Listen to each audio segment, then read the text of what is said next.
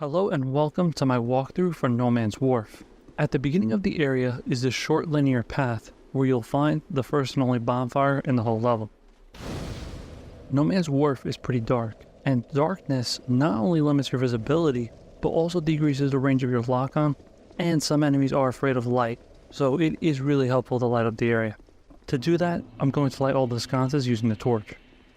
Keep in mind that when holding the torch, many enemies will notice you from much farther away than usual, so you might want to play it safe and defeat the nearby enemies in the dark before bringing the torch.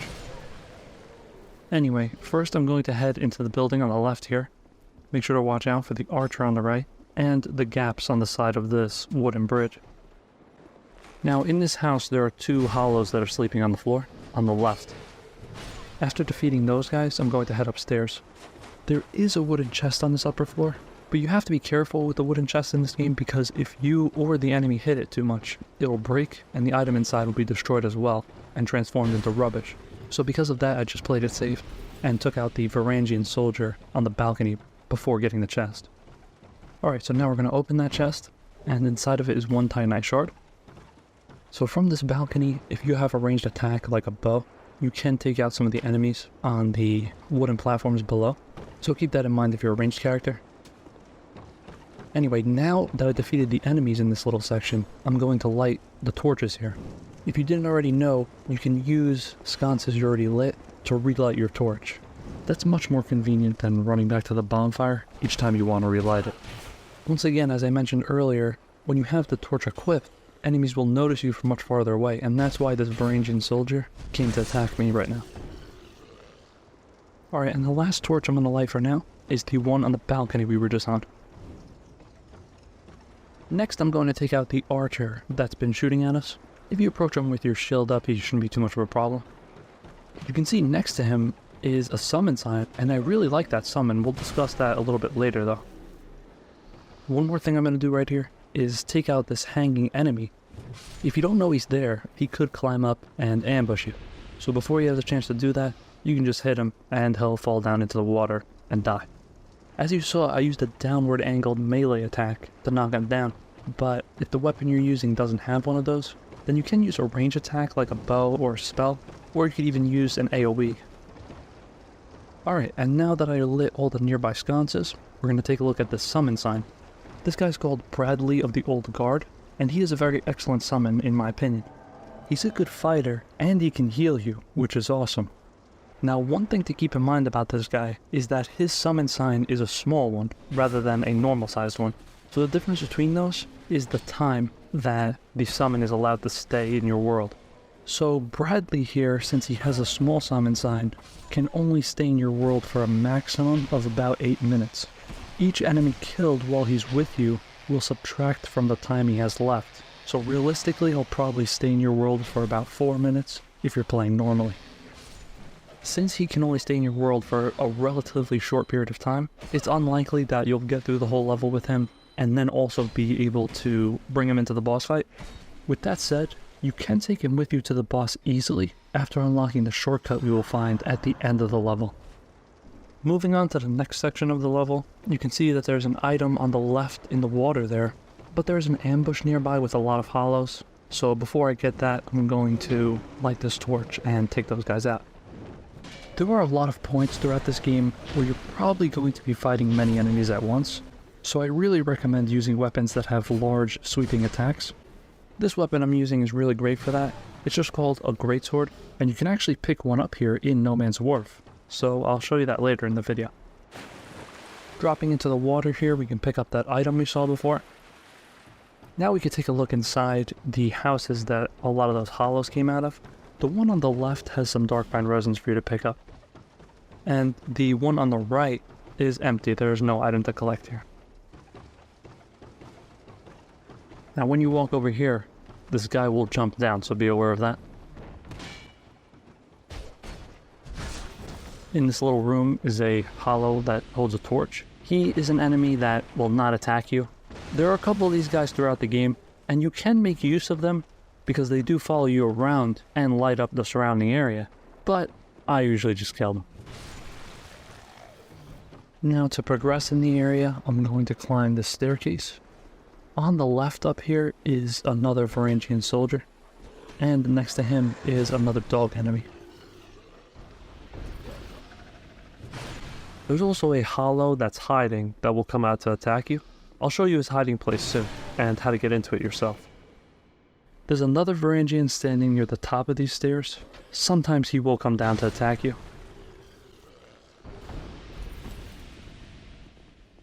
Another dog enemy is near the top of these stairs as well. Jumping angled towards the wall like this is how you can get into that little space where the hollow was hiding. There is no real point to this, but you can leave a message in this spot, which is kind of cool since some players probably don't know how to get in here. Now I'm going to light this torch and head into this house where we can find the NPC, Lucatiel of Mira. If you exhaust her dialogue, you'll be able to summon her later in the area. What is it? Right nearby, hidden behind these shelves, are 3 human effigies. You can exit the house this way, and this is right near the top of the stone staircase we were just on. But for now, I'm going to head back out through the entrance of the house and complete this side path first. Of course, these wooden carts are breakable, so get those out of the way. Any attack will damage them, so if you don't want to waste your weapon's durability, you can just hit them with your fist. Be aware that the group of enemies in this courtyard, 3 dogs and a Varangian soldier, will all aggro together. You should also watch out for the Varangian soldiers on the upper levels that shoot fire arrows and throw oil urns at you. There are a couple of different interactions between fire and oil. These big vases that are scattered around contain some kind of tar that can be lit on fire with some kind of fire attack. You can do this with pyromancy or something like that. The enemies can also light these with their fire arrows. Both you and enemies will be damaged by this fire, so it can be useful, but you have to be careful about it. I would highly recommend you activate the Pharos contraption here. If you don't have a Pharos lockstone, Malentia does sell one for 4,000 souls, but you can get one for free in the Majula Mansion if you got the key for that, and there's even another one located in the pit in Majula. Anyway, activating this Pharos contraption lights up a big hanging lantern, which lights up many different parts of the level.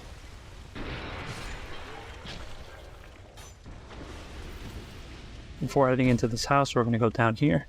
There's a hidden item off to the side that you could probably easily miss if you don't backtrack this way. And unfortunately, you can't climb right back up, so we're going to have to go all the way around. Once we're back at the courtyard, we can find an invisible hollow in the corner over here. You can tell he's here because of the shadow he casts when you're holding a torch. These guys are hidden all throughout the game, and when you kill them, they'll drop some pretty good items. This is the only one in No Man's Wharf, and he'll drop a smooth and silky stone. Now we'll head into the house. There are 4 guys on this bottom level. Because they were all sleeping, you can easily sneak up on them or backstab them.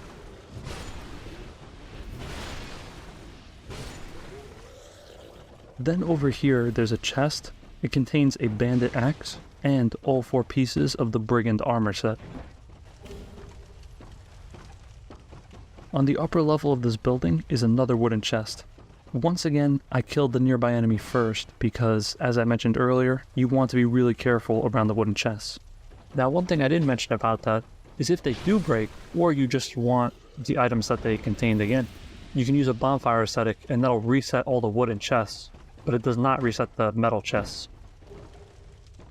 Here on this balcony are 2 of the enemies that were shooting at us while we were in the courtyard below. I mentioned the oil urns before, and now I got hit with one of them. You can see that my character is now very shiny because they're covered in the oil. And right here, I'm just showing you, there's a blocked doorway, but we'll figure out how to open that later. And you could easily drop down here to get back to where we were, but I just walked all the way down. Now we're going to head all the way to the top of the stone staircase and progress in that direction. As we saw earlier, there's a Varangian soldier on the left and a dog coming from the right.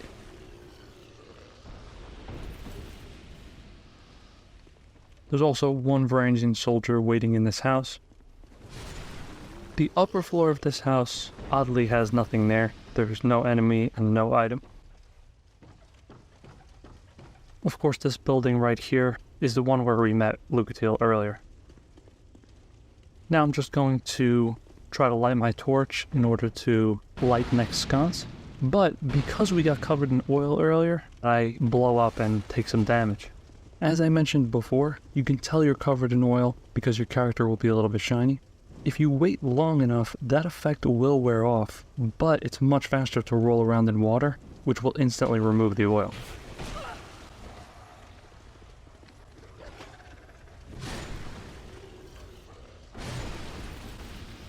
This house had the Varangian soldier and dog duo that I just took out, but it doesn't have any items or anything else interesting, so there's really nothing in here. This hollow came to attack us, but his spawn point is right next to this house, near the next sconce.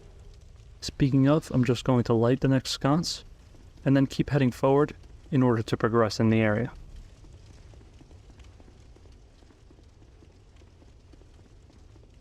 Now, if you didn't like the Pharaoh's contraption, these next couple of enemies will be out here on this walkway, but they retreated back into this house, into the darkness, because they're afraid of the light. There's a Varangian nearby shooting arrows at you. There's also an item right here, so make sure to pick that up. The Varangian can easily be taken out because he's by himself. And right near him is a little alcove. There's also a sconce mounted to the wall, but I didn't light it yet. The house here is optional, it's just a side area. These enemies are Darkstalkers.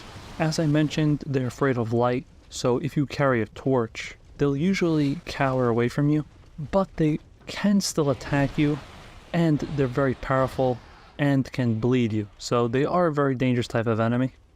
Usually I play with pyromancy in this game, and that's very effective against them. Holding a torch and using any ranged attack would really help when fighting these guys. You can also backstab them, but their attacks are pretty deadly, and they have really good range. So I don't advise getting too close to them if you don't have to. I was being cautious right here because the Darkstalkers can break down the wall surrounding this door, so be aware of that.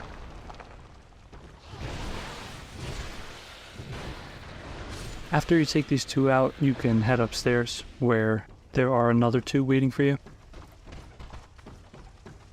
Now that I have a torch with me, you can see how they are afraid of it, but you can also see that they can become bold and attack you even if you have the torch out. There's a big hole in the floor here, so you can use that to your advantage, but you could easily accidentally fall down it. Keep in mind you can always retreat outside of the house if you need to heal for a second. Anyway, once both of those guys are dead, you can head into the next room on the upper floor, where there are two chests.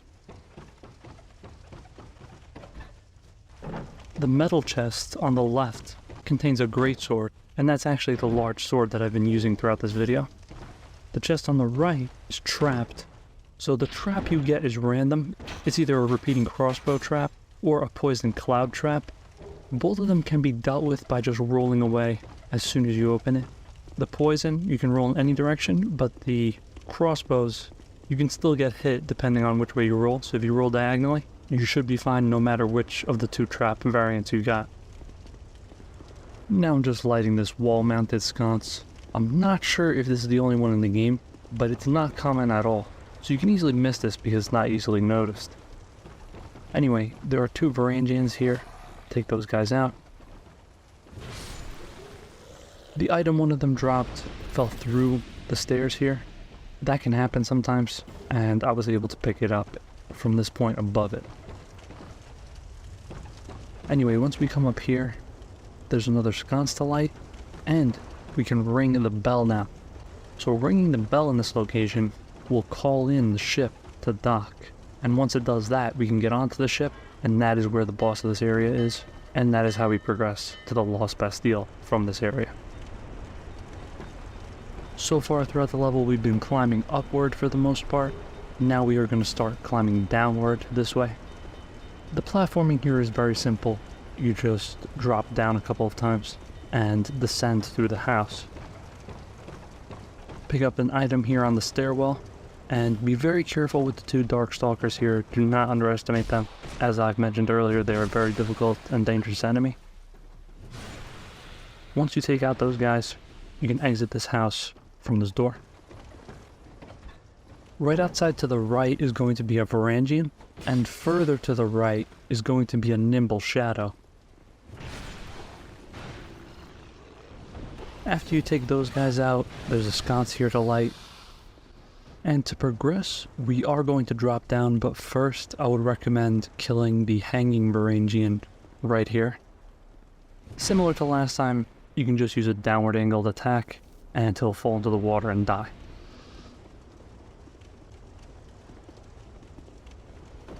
From here you can progress towards the ship, but before that I'm going to go into this house, which is optional. As soon as you enter, directly in front of you is a secret doorway that leads to a hidden room.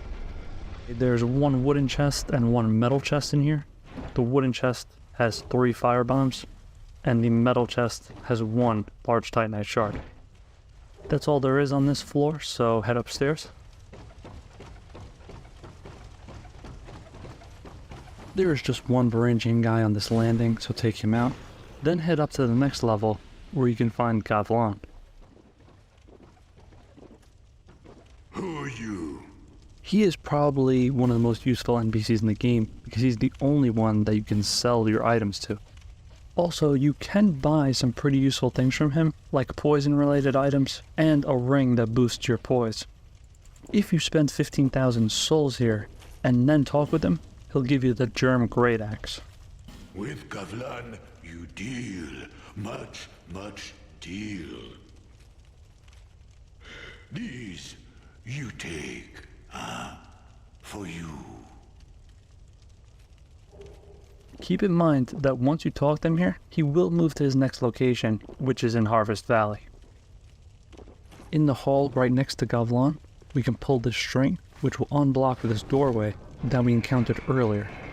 It is good to get this shortcut unlocked, but it's not that useful if you're already finished the nearby areas. And as I mentioned, Gavlan will move once you talk to him, so it's not like you can easily access him through this shortcut anyway. Now Gavlan's building also has a little ledge here, which you can drop down from. You can see that there's a dead body below, but there is no item on it, so there's no reason to go down there. Exiting this building, we can light the sconce that was here. Continuing in this direction on the left, there is another nimble shadow enemy, and beyond that there is another sconce here. This is a very small building, but there are a lot of items to collect in it, so I would definitely recommend going in here. There are 2 sleeping Varangian soldiers at the table. Now you have to be careful about the pots in this room. If you're too close to them when they break, you will be covered by the poison in them. The same does go for the enemies, so you can get the Varangians to break the pots themselves and then get covered with poison. Anyway though, make sure you take these out with a long-ranged attack or projectile or something like that. That way you don't get poisoned. The weird spot in this wall is breakable, and there's a hidden room behind it. Make sure to quickly kill the crystal lizard here before it disappears. Other than that, there are a lot of items to pick up from the floor in this room. And there is a metal chest. There is of course also a second metal chest, which is right next to this hidden room. And then behind these last 2 big pots is another item to collect.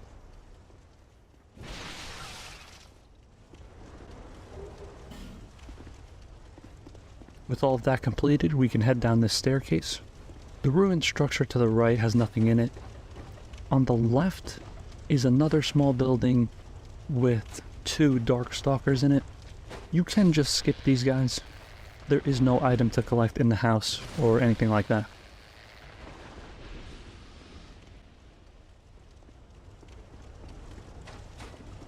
On this lopsided boat you can pick up a human effigy and 2 life gems.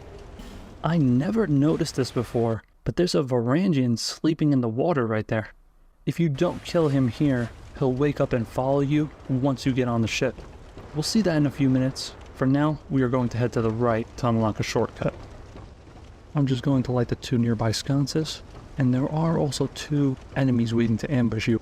One hanging Varangian and one sleeping hollow. Right here is the shortcut I mentioned. You just kick this down. And now you can easily go back and forth from the bonfire from here. But you can also easily access the summon sign for Bradley of the Old Guard. This will let you easily take him along with you into the boss room. One last side path we have here is a little bit obscured by the darkness. But anyway, heading down this path you can find Carhillion the Fold. The way he'll interact with you depends on how high your intelligence stat is. If your intelligence is below 8, you can't really do anything with him. If it's above 8, then you can purchase the spells and items he has. He'll reinforce your Pyromancy Flame, and he'll move to Majula. If you have at least 30 intelligence, then he'll give you a ring when you talk to him. Ah, here, a fitting gift for you. There's nothing else here besides one last sconce, so I'm just gonna light that. And now we can finally head towards the big ship. By this point, your weapon's durability might be pretty low. To remedy this, you could just go back and rest at the bonfire and then come back here, or you could just switch weapons. What I did here was use a repair powder. Right here is Lucatiel's summon sign. If you want to progress her questline, you have to use her in at least 3 out of the 4 boss fights that she's available for, and she has to survive the fight. To the left is another hanging enemy. If he fights with Lucatiel, he might push her into the water, so take him out before he gets a chance to do that. Now heading this way, we can easily walk onto the boat. There's no item here, but these human effigy shaped things are actually foreshadowing the next area, which is kind of a cool detail. There are 2 Varangians and 1 jailer enemy on the deck of this ship here. As I pointed out before, that sleeping Varangian will also follow you onto the ship. This is the jailer I just mentioned. Oddly, you cannot backstab him. Up here you can find the helm of the ship, but there is no item to collect or anything to interact with. So next, head down into the ship's cabin. This first room is pretty empty. The room below this is cluttered with breakable objects, but there's nothing else here, so we're just going to move on into the boss room. This boss is pretty interesting because he has 2 sets of weapons. That allows him to easily attack both in front of himself and behind himself. One more thing you have to keep in mind here though, is that the water level in this room raises over time. Specifically how it works is that it will remain low for about a minute, then rise for about another minute until it reaches waist height, which will cause you to walk slower. So that is an interesting unique mechanic for this boss. Anyway, once you defeat him, you are almost done with the area, but there is one more thing I want to point out to you. Up here you can see that there's a chest and some kind of interactable object. Make sure you interact with the chest first and get the Pyromancy Flame out of there, because if you interact with the mechanism to the right of it, you will activate a transition to the next area, and you'll be teleported out of this room. Alright, so now this ship will take you to one entrance of the Lost Bastille. So that was my guide for No Man's Wharf. I hope you enjoyed it, and it helped you out. Thank you so much for watching, and I will see you in the next video.